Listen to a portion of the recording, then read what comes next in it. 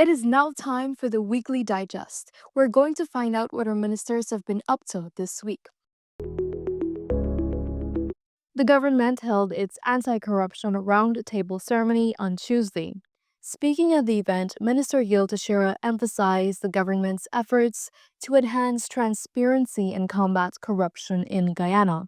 She pointed out the role of digital systems in making public services more accessible and reducing opportunities for corruption. When we've had um, overpayments, which was a big issue all these years, I've sat on the Public Accounts Committee, and overpayments, sometimes huge amounts of money when you total up all. We're very happy that full recovery of overpayments for 3 consecutive years, 2022, 23, and 24, was achieved, and that is setting a new benchmark for accountability. On Tuesday, a production sharing agreement was signed between the governments of Guyana and the consortium comprising Total Energies, Qatar Energy, and Petronas for the shallow water Block S4 offshore Guyana.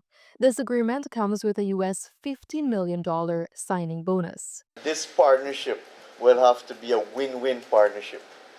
While we appreciate, we welcome, and we need the investment, the partnership must yield benefits for Guyana and Guyanese.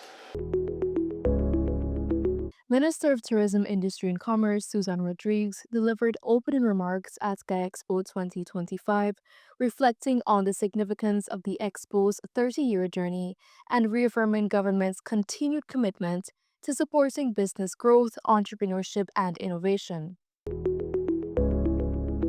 The village of Kato in Region 8 gets a 0.15 megawatt hydropower plant, marking a transformative milestone for the community and the region's energy landscape.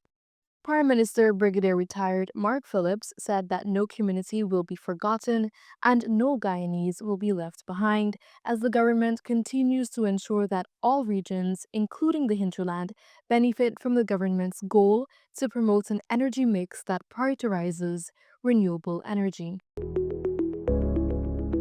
Minister of Education Sonia Parag and her team at the Ministry of Education hosted a celebratory dinner at the Royal Banquet Hall to honor 92 exceptional young people who have merited regionally in various subjects at the CAPE and CSEC examinations.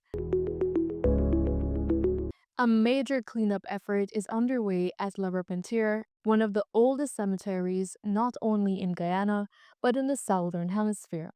The government has invested more than $350 million to restore the La Repentier Cemetery, an area long considered an eyesore. 98 small contractors have been hired to remove overgrown vegetation throughout the cemetery. The work is expected to last between 4 and 6 weeks. That wraps up another week on Guyana's path to transformation, where every initiative, event, and success echoes the promise of a brighter future for all. Join us again next week for new stories and developments from around the country.